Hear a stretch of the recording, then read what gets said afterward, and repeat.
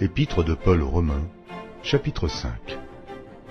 Étant donc justifiés par la foi, nous avons la paix avec Dieu par notre Seigneur Jésus-Christ, à qui nous devons d'avoir eu par la foi accès à cette grâce, dans laquelle nous demeurons fermes, et nous nous glorifions dans l'espérance de la gloire de Dieu. Bien plus, nous nous glorifions même des afflictions, sachant que l'affliction produit la persévérance, la victoire dans l'épreuve, et cette victoire, l'espérance.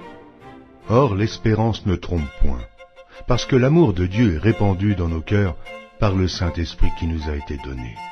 Car, lorsque nous étions encore sans force, Christ, au temps marqué, est mort pour des impies. À peine mourrait-on pour un juste, quelqu'un peut-être mourrait-il pour un homme de bien. Mais Dieu prouve son amour envers nous, en ce que, lorsque nous étions encore des pécheurs, Christ est mort pour nous. À plus forte raison donc, maintenant que nous sommes justifiés par son sang, serons-nous sauvés par lui de la colère.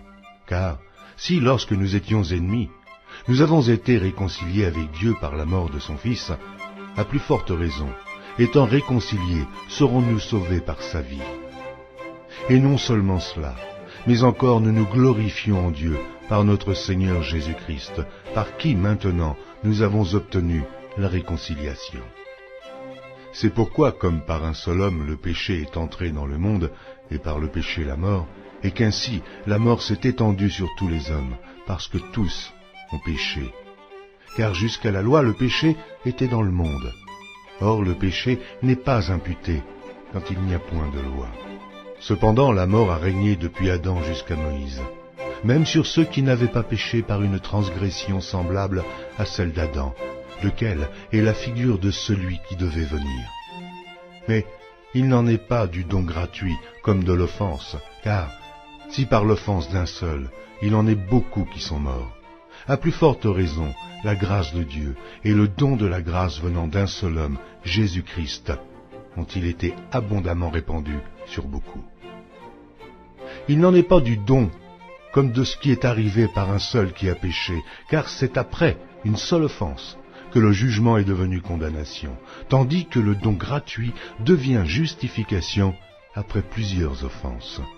Si par l'offense d'un seul, la mort a régné par lui, à plus forte raison, ceux qui reçoivent l'abondance de la grâce et du don de la justice régneront-ils dans la vie par Jésus-Christ, lui seul. Ainsi donc, comme par une seule offense la condamnation a atteint tous les hommes, de même, par un seul acte de justice, la justification qui donne la vie s'étend à tous les hommes. Car, comme par la désobéissance d'un seul homme beaucoup ont été rendus pécheurs, de même, par l'obéissance d'un seul, beaucoup seront rendus justes. Or, la loi est intervenue pour que l'offense abondât, mais là où le péché a abondé, la grâce a surabondé, afin que, comme le péché a régné par la mort, ainsi la grâce régna par la justice, pour la vie éternelle, par Jésus-Christ notre Seigneur.